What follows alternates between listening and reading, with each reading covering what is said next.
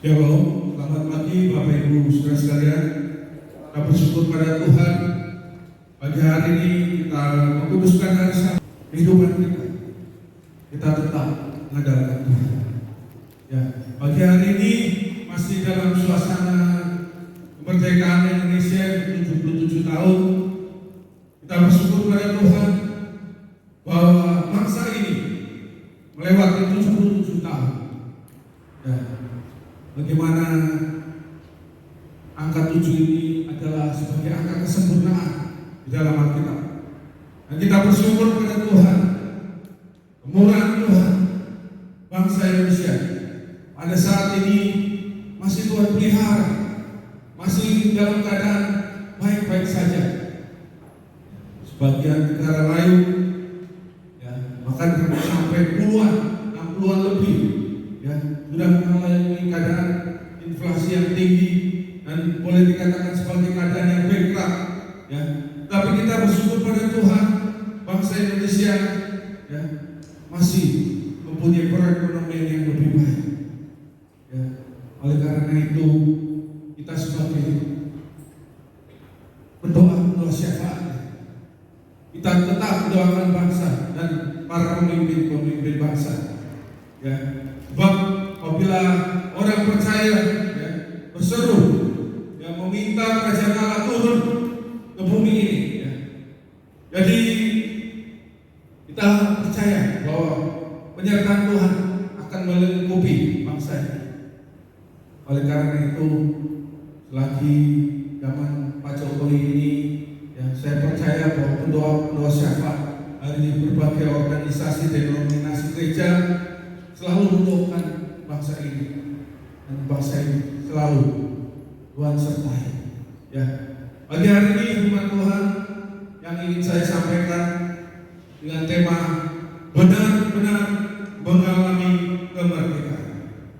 Ya, kita melihat di dalam Yohanes pasal yang ke-8 ayat 34 sampai 36 dikatakan, kebenaran yang memerdekakan. Kata Yesus kepada mereka, Aku berkata kepadamu, sesungguhnya setiap orang yang berbuat dosa adalah hamba dosa, dan hamba tidak tetap tinggal dalam rumah, tetapi anak tetap tinggal dalam rumah. Jadi apabila anak itu memerdekakan kamu, kamu pun benar-benar merdeka. Ya, kalau secara jasmani kita menjadi warga negara Indonesia sudah dimerdekakan Tuhan, maka secara spiritual, secara rohani kita sudah dimerdekakan oleh anak Allah, yaitu Yesus Kristus. Harganya sangat mahal, Bapak Ibu Saudara sekalian. Anak Allah, yaitu Yesus Kristus, sudah berkorban di atas kayu salib, yang menyerahkan hidupnya untuk menyelamatkan orang percaya. Ya, Dia mengubah dari gelap menjadi terang, ya, terang kemuliaan. Dia mengubah yang seharusnya kita binasa masuk dalam neraka, tetapi Dia melayakan kita untuk masuk dalam kerajaan surga. Tidak semua orang menerima. Oleh sebab itu patutlah kita bersyukur bahwa Yesus telah memerdekakan kita. Kita bandingkan di Galatia pasal 5 ayat 1 sebagai bentuk proklamasi, ya, proklamasi secara rohani. Perikopnya di dalam Galatia pasal 5 ayat 1 dikatakan, kemerdekaan Kristen, supaya kita sungguh-sungguh merdeka. Kristus telah memerdekakan kita, karena itu berdirilah teguh dan jangan mau lagi dikenakan berhambaan. Ya, jadi inilah bagaimana kita sudah dimerdekakan oleh Kristus. Ya, kita bersyukur pada Tuhan, jadi anak-anak terang. Ya, tidak semuanya Tuhan pilih, tetapi kita bersyukur kita menjadi anak pilihannya.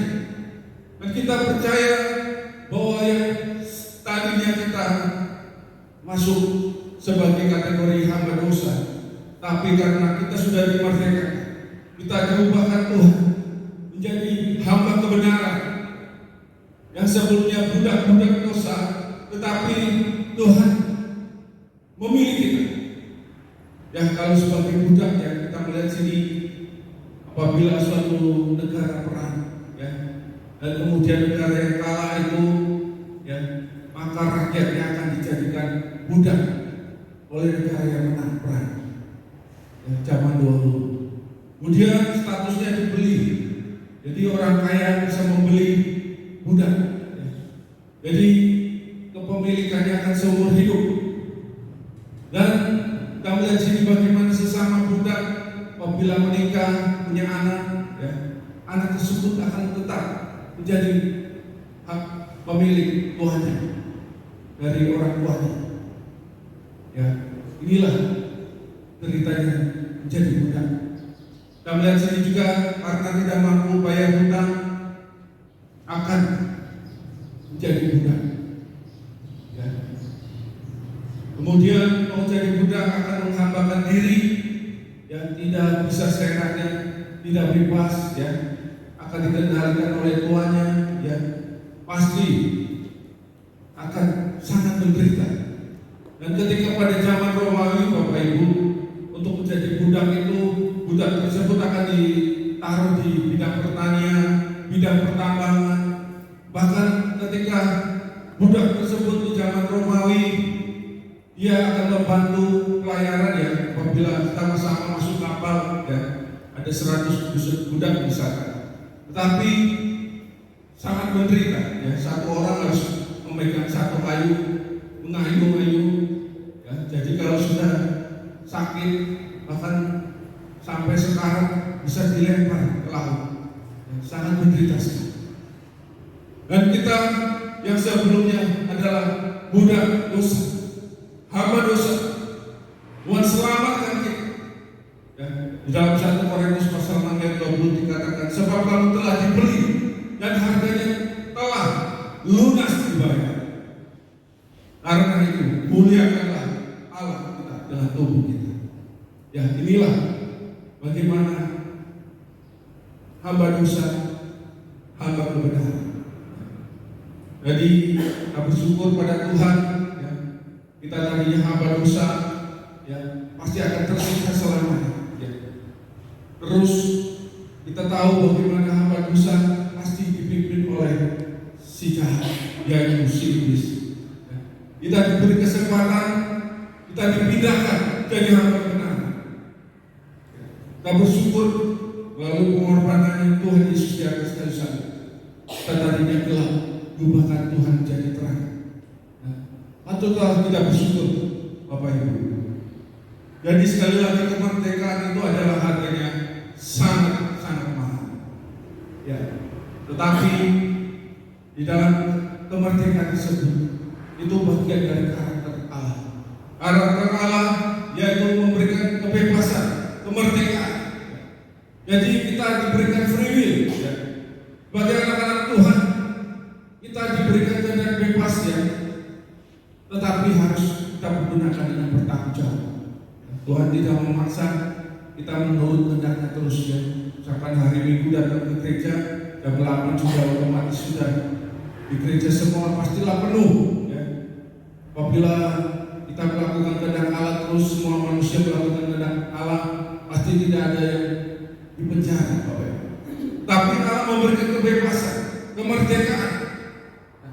Jadi bahkan ciptaannya diberikan kebebasan, termasuk malaikat yang tadinya malaikat di surga, ya, kita tahu dengan namanya Lucifer, dia diberikan free will, tapi dia lupa malaikat tersebut, lupa tujuan penciptaan Allah, sehingga dia terjatuh, akhirnya dijatuhkan di bumi ini.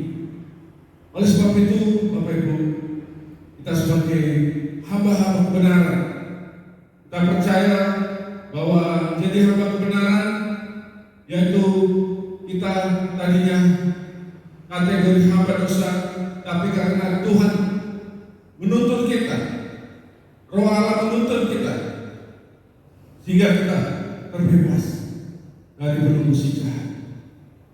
Oleh sebab itu, pada hari perenungan kita, bagaimana Tuhan menginginkan kita benar-benar bagaimana.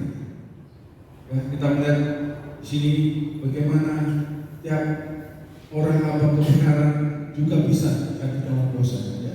Tidak seterusnya mulus-mulus saja, tetapi pasti suatu saat, ya, tidak luput dari kesalahan, tidak luput dari pelanggaran. Ya. Jadi tentunya sebagai hamba kebenaran sadar, ya, insya kita mengakui Tuhan dan kita meminta ampun sama Tuhan. Biarlah Tuhan memberikan pengampunan kepada kita atas segala pelanggaran kita, kesalahan kita yang pernah kita lakukan, baik disengaja maupun tidak sengaja. Tuhan pasti memaafkan. Dan kita bersyukur hamba kebenaran karena Tuhan yang adalah Allah, ya, melalui Yesus Kristus yang juru selamat, kita diampuni.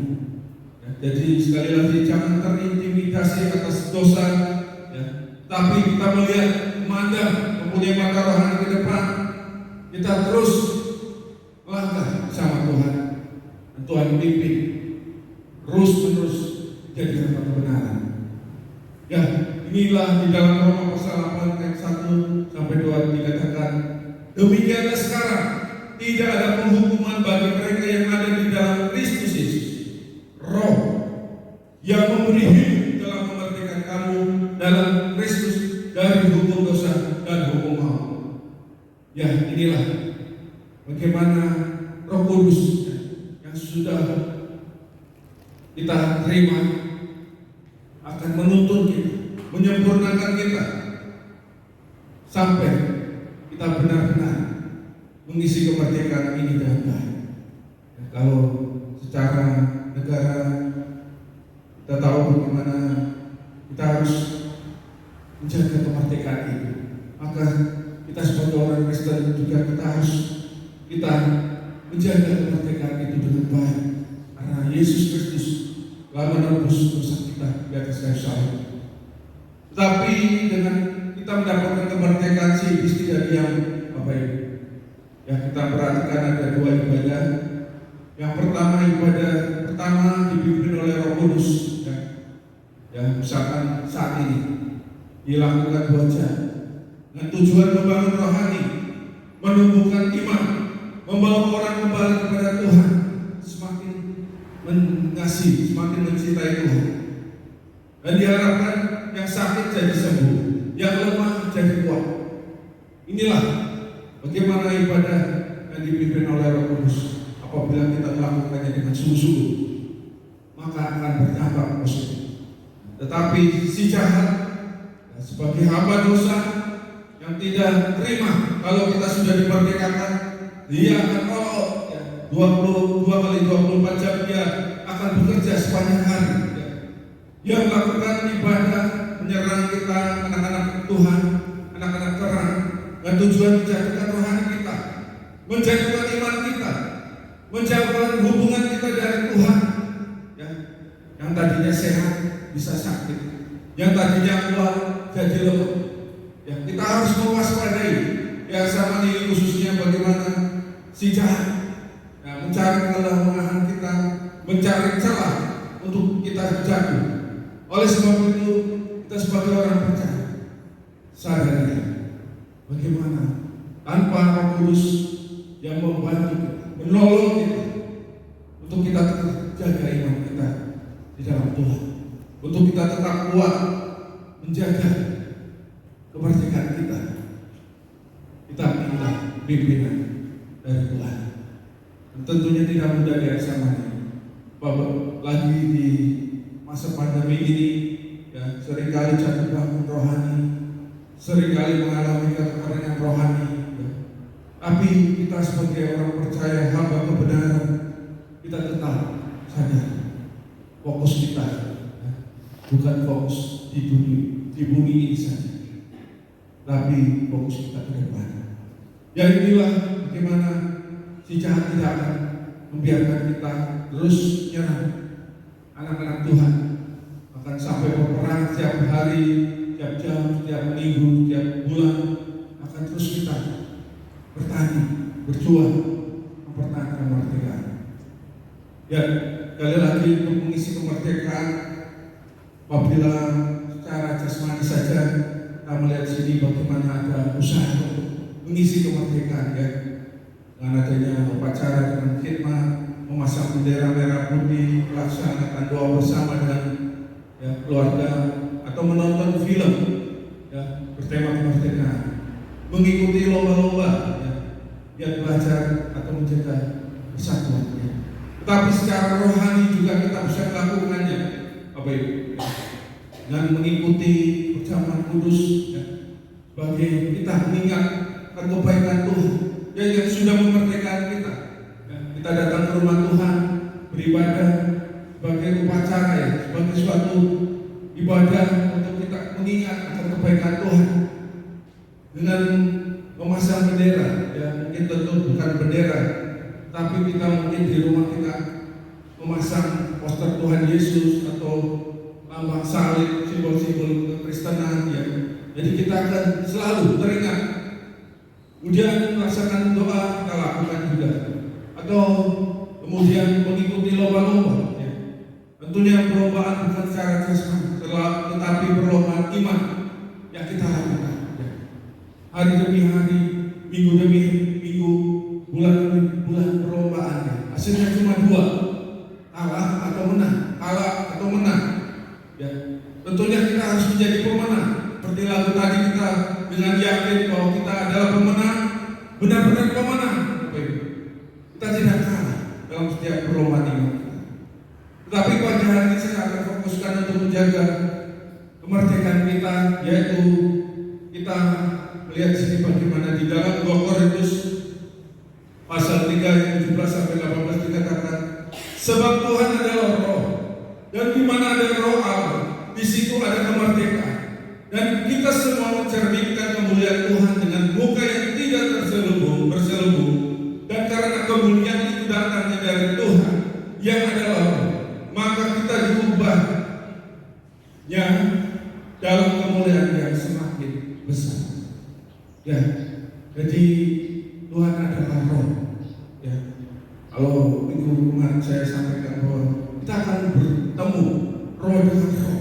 Ya, ketika tadi Bapak Ibu memuji Tuhan, ya dengan roh, ya, saling bertemu dengan kehadiran Tuhan, masuk dimensinya Allah, ya, merasakan kehadiran Tuhan, ya aksesnya mudah, tidak diskonek, ya, karena tidak ada belenggu, tidak ada beban yang mengikat Bapak Ibu Saudara sekalian, sehingga terhubung benar-benar sangat tidak kehadiran Tuhan. Ya, tapi sebagian orang mungkin belum bisa karena ada pengaruh, ada belenggu yang mungkin akan masih mengajar di dalam hidupnya. Ya, kita melihat bagaimana selanjutnya. Sebab itu kami tidak tawar hati, tetapi meskipun manusia lahirnya kami semakin merosot, namun manusia batinnya kami dibaharui dari sehari ke sehari. Jadi untuk mengisi kemerdekaan cara rohani, yaitu kita mengisi pembangunan akan manusia roh ini. Ya, kita melihat bagaimana pembangunan manusia roh itu akan mendapatkan keuntungan. Yang pertama, menang atas ujian dan percobaan, tetap antusias dan bersukacita. Yang ketiga, mengerti kehendak Allah, pekat terhadap suara Tuhan, menaklukkan ego kedagingan, memiliki karakter ilahi, hidup memikirkan kekekalan, dapat melihat yang tidak kelihatan. Ya, kita akan membahas yang pertama, menang atas ujian dan percobaan.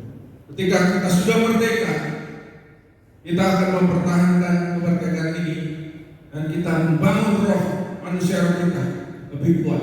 Kalau makan secara tubuh jasmani, kita makan 3 kali sehari akan membangun, menguatkan tubuh jasmani secara fisik ini. Tapi Bapak Ibu harusnya secara roh juga harus dibangun, dikuatkan. Ya. Jadi di dalam Zakaria dikatakan, aku akan menaruh yang sepertikan itu dalam api dan akan memurnikan mereka seperti orang memurnikan perak.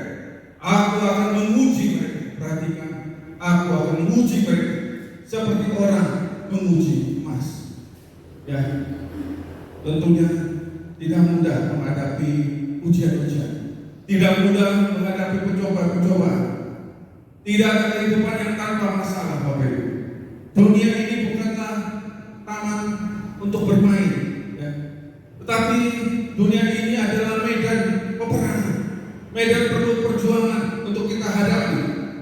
Orang Kristen yang mengharapkan kehidupan yang gampang atau mudah pasti akan kecewa, ya. Karena Tuhan tidak pernah menjanjikan hidup mengikuti Tuhan selalu mulus, ya, seperti jalan tol. Hidup mengikuti Tuhan, Tuhan tidak menjanjikan selalu diberkati Tuhan terus nyaman, dibawa kepada hijau terus, tidak. Tetapi suatu saat kita terus menghadapi ujian-ujian ini. Tapi kita percaya dengan ujian-ujian yang kita hadapi, pencobaan yang kita hadapi tidak melebihi dari kekuatan kita. Oleh sebab itu, apabila hari ini Bapak Ibu menghadapi masalah, pergumulan masalah, ujian-ujian, ya, semakin setia pada Tuhan, ya, satu masalah muncul, ya, satu selesai sudah, muncul yang kedua, muncul yang ketiga, muncul yang keempat, ya. Tapi janji Tuhan melalui penyertaan Tuhan, ya, ujian, pencobaan yang kita hadapi, Tuhan memberikan kemenangan kepada kita apabila kita mengandalkan Tuhan.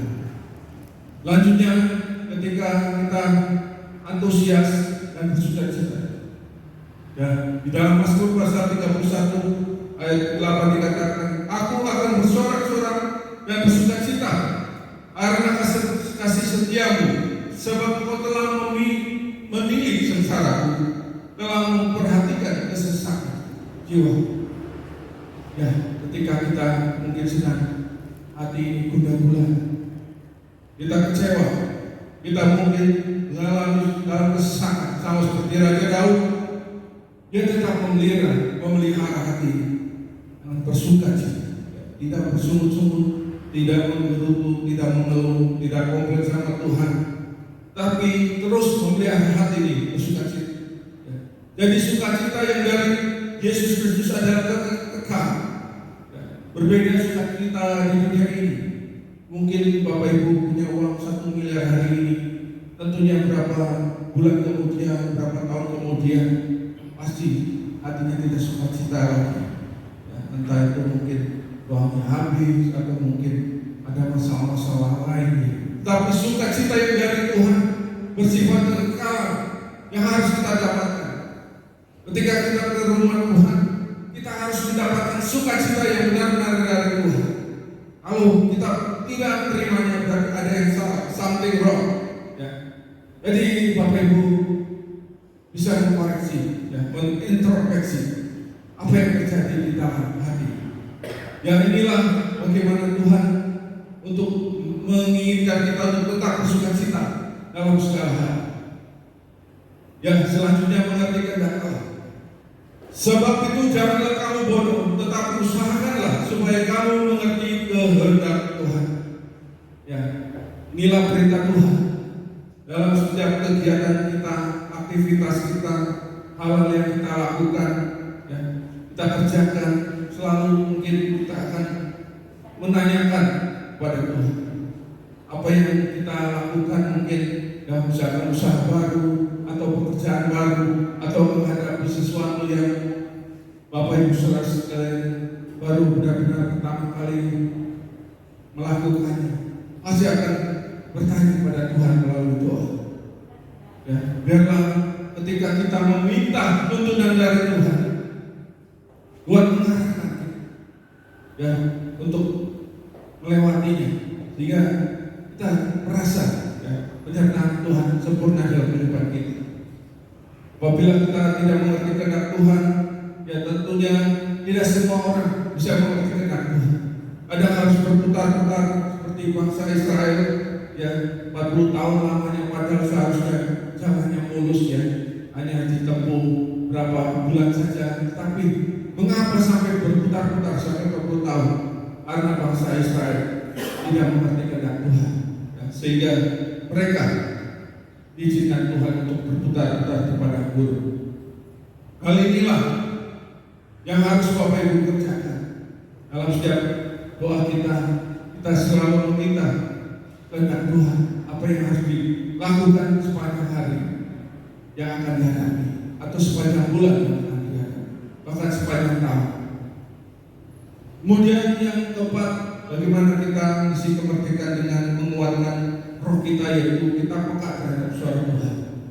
Jika kamu menurut dan mau mendengar, maka kamu akan memakan hasil baik dari itu. Ya, inilah bagaimana sebagai orang percaya kita harus peka. Ya. Meskipun ada 3 suara, ya, suara pertama suara hati, suara selanjutnya suara dari Tuhan, atau yang terakhir suara dari si jahat, yaitu setan. Tapi ternyata sebagian orang tidak bisa membedakan.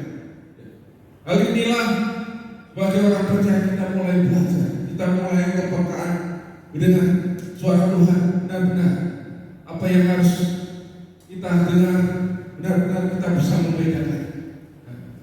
Terkadang orang-orang itu latah, ya, akan mengklaim itu suara Roh Kudus, padahal itu suara hatinya saja. Dan tentunya untuk bisa membedakan suara Tuhan, kita juga harus mempunyai hubungan intim dengan Tuhan. Ya. Ada cerita misalkan anjing, ya. Suatu saat seekor anjing ini terpisah dari tuannya, ya, sehingga jaraknya puluhan kilometer. kemudian anjingnya lemah, ya, mulai kelihatan sekarang, ya. Tetapi kemudian orang yang menemukannya, anjing tersebut langsung menghubungi si tuannya, pemilik. Ketika si tuannya datang, ya, dari jarak jauh, si tuannya memanggil misalkan nama, ya, anjing, ya, Blackie misalkan, Blackie. Meskipun dalam keadaan sekarang, anjing tersebut mengibas-ibas ekornya. Dia mulai ada suatu kegirangan, ya, mendengar suara tuannya memanggil. Karena apa? Blackie itu bisa peka kepada Tuhan. Karena terjadi hubungan yang intim dengan tuannya. Hubungannya sangat dekat dengan pemilik anjing tersebut. Demikianlah sebagai orang percaya. Kalau kita termasuk hamba kebenaran, kita semakin hari mengenal Tuhan kita siapa. Ya. Jadi majikan kita siapa, kita harus mengenal untuk kita peka terhadap suara Tuhan. Ya. Ada yang bisa mendengar secara audible dan berbicara langsung, tapi tidak semua orang bisa mendapatkannya. Ada juga yang melalui nubuatan atau profetik, ya, Tuhan sampaikan sesuatu yang ingin akan menguatkan. Ada juga melalui firman Tuhan yang disampaikan, ya, meskipun mungkin seminggu yang lalu, sebulan yang lalu ada masalah ketika mendengarkan firman Tuhan, mengena di hatinya, atau bisa melalui mimpi. Inilah cara-cara Tuhan memberikan suara kepada orang percaya, atau bisa melalui peristiwa-peristiwa yang terjadi. Ya, bagaimana luar biasa Tuhan kepada hamba-Nya. Ya, kita percaya kita sebagai abdi dalamnya Allah, kita sangat menghormati Tuhan kita siapa. Ya. Dan inilah bagaimana kita harus peka terhadap suara Allah. Selanjutnya, menaklukkan ego atau kedagingan. Karena itu rendahkanlah dirimu di bawah tangan Tuhan yang kuat, supaya kamu ditinggikannya pada waktunya. Ya, ini berbicara tentang kerendahan. Sama seperti Yesus memiliki kerendahan hati, kita belajar. Ya. Yang tadinya kita mungkin egois, ya, penuh kedagingan, tetapi karena kita belajar dari sifat-sifat Tuhan kita akan terus sama seperti serupa dengan segala seperti Kristus. Ya, contoh bagaimana Rasul Paulus, ya, seorang yang mungkin latar belakangnya mungkin sangat terhormat di bangsa Yahudi, tapi dia dalam pelayanan dia selalu rendah hati. Dia memiliki kerendahan hati yang luar biasa, hingga dia mengakui yang latar belakangnya dia adalah orang berdosa, orang yang hina. Inilah bagaimana Rasul Paulus memiliki kerendahan hati yang luar biasa. Tidak semua orang memilikinya. Ya. Inilah yang kita harus belajar. Bagaimana ketika menjadi hamba kebenaran, kita memiliki sifat kerendahan hati yang harus kita pelihara dalam kehidupan kita. Ya, selanjutnya kita memiliki karakter ilahi. Roma pasal 8 ayat 9 dikatakan, sebab semua orang yang dipilihnya dari semula, mereka juga ditentukannya dari semula untuk menjadi serupa dengan gambaran anaknya, supaya ia, anaknya itu menjadi yang sulung di antara banyak saudara. Jadi sekali lagi, dengan kita memiliki karakter ilahi dalam kehidupan kita, diharapkan kita mengikuti Tuhan 5 tahun, 10 tahun, atau mungkin 20 tahun jadi orang Kristen, ada kemiripan dengan Tuhan. Sifat-sifat karakter ilahi dimiliki oleh kita. Ya. Kerendahan hati, bisa memaafkan, bisa mengampuni, ya. Tidak sombong, ya. Bagaimana karakter ilahi menyertai kita. Ya. Bahkan ada suatu pepatah mengatakan bahwa bagaimana ketika kita menyembah sesuatu, maka kita akan mirip apa yang kita sembah. Kalau kita menyembahnya berhala, maka akan mirip berhala tersebut. Ya. Kalau hari Jumat saya sampaikan bagaimana berhala merusak orang-orang percaya. Kalau zaman dulu berhalanya dengan adanya patung, berhala dengan adanya tumbuh-tumbuhan besar yang disembah-sembah. Tapi saat ini berhala-berhala modern yang Bapak Ibu Saudara sekalian harus waspada. Dengan kesibukan, dengan hobi, dengan adanya gadget, ya, alat-alat yang modern saat ini, iblis berusaha ya, menyebarkan segala perangkap-perangkap tanpa disadari apabila kita menjadi orang Kristen terjebak. Ya, kita tidak bisa membedakan ya, apakah itu berhala atau bukan. Akhirnya kita bisa masuk dalam jebakan setan. Hal inilah bagaimana kita sekali lagi memiliki karakter ilahi yang harus kita miliki. Ya. Memang tidak instan, perlu proses. Ya. Bulan demi bulan, tahun demi tahun. Ya. Diharapkan kita memiliki karakter ilahi. Oleh sebab itu kita meminta pimpinan dari Roh Kudus untuk membimbing kita, untuk menolong kita, selalu kita mendapatkan kesempurnaan di dalam Tuhan. Yang selanjutnya hidup memikirkan kekekalan. Ya, sering kita dengar ya, yang lalu-lalu saya terus sampaikan. Ya, ibarat paku yang sudah dipalu, ya, diketok lagi, diingatkan lagi, diketok lagi. Ya, Filipi pasal 3 ayat 20 dikatakan, karena keluarga kita adalah di dalam surga, dan dari situ juga kita menantikan Tuhan Yesus Kristus sebagai juru selamat. Ya, bagaimana kita sebagai orang Kristen kita terus memikirkan kekekalan. Apa yang menjadi bekal kita yang akan kita banggakan kepada Tuhan. Apakah Tuhan bangga selama Bapak Ibu Saudara sekalian hidup di bumi ini 50 tahun, 60 tahun, 70 tahun? Ya, hanya Bapak Ibu Saudara sekalian yang tahu coba. Apabila Tuhan tanya hari ini, apakah yang menjadi kebanggaan yang bisa Tuhan banggakan? Ya. Tuhan mungkin melihat kesetiaan, Tuhan melihat komitmennya, Tuhan melihat ya, kerendahan hatinya. Ya. Banyak item yang Tuhan bisa melihat. Ya. Manusia tidak bisa melihat, hanya Tuhan yang tahu. Oleh sebab itu sekali lagi teruslah memikirkan kekekalan.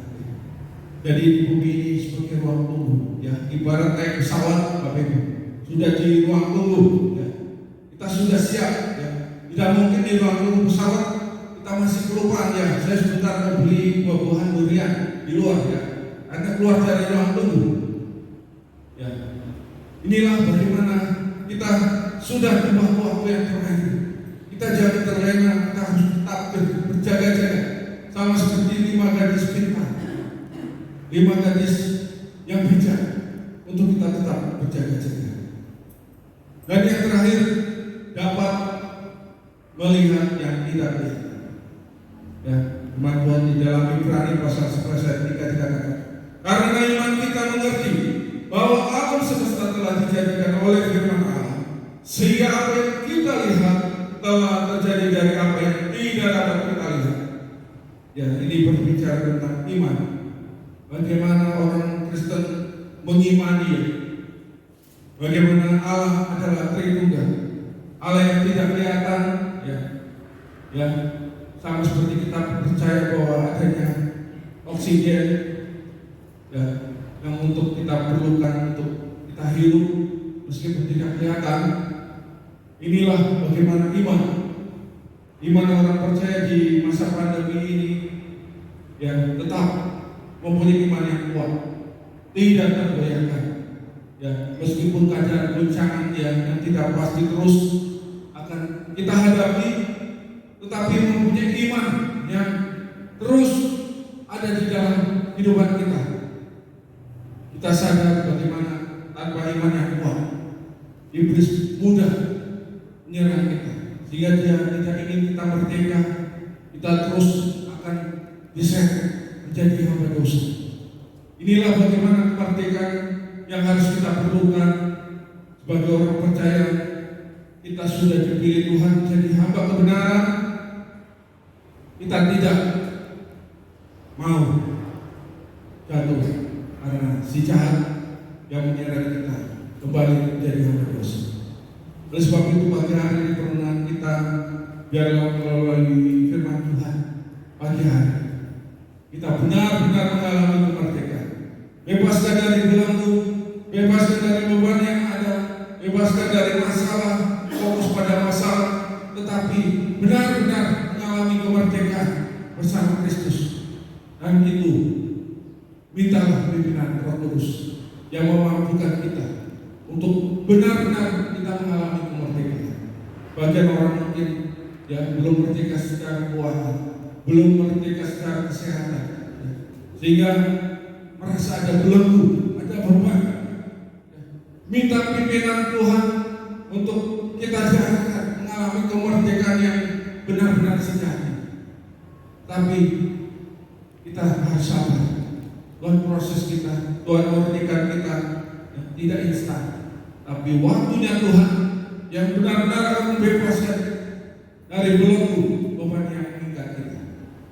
Demikianlah firman Tuhan kiranya jadi berkat pagi hari ini. Perenungan kita di pagi hari ini tetaplah menjaga kemerdekaan kita, kemerdekaan secara rohani, dan terus meminta Roh Kudus menolong kita, memampukan kita untuk menghadapi dalam kehidupan ini. Kami mengundang para musik untuk maju ke depan. Kita akan menyanyikan Tumau Bertimotheus.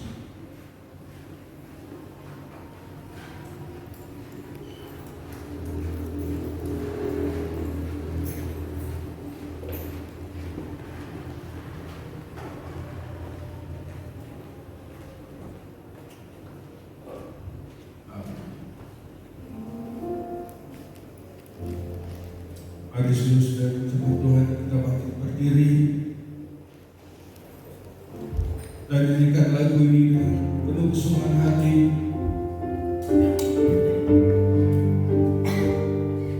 Kita meminta Roh Kudus